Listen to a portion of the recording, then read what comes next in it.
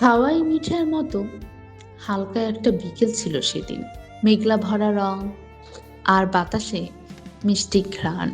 ওখানেই প্রথম দেখা।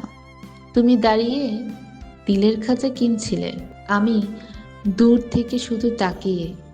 মনে হচ্ছিল এই দৃশ্যটা যেন আগেই কোথাও লিখে রাখা ছিল।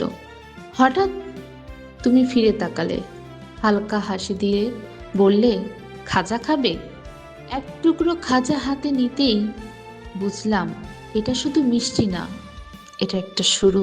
সেই দিন থেকে আমাদের গল্পটা হয়ে গেল হাওয়াই মিঠাইয়ের মতো নরম আর তিলের খাঁচার মতো মিষ্টি।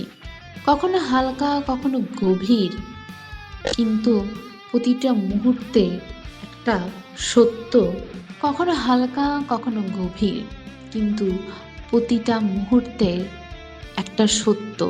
তুমি আছো, তাই সবকিছু এত মিষ্টি।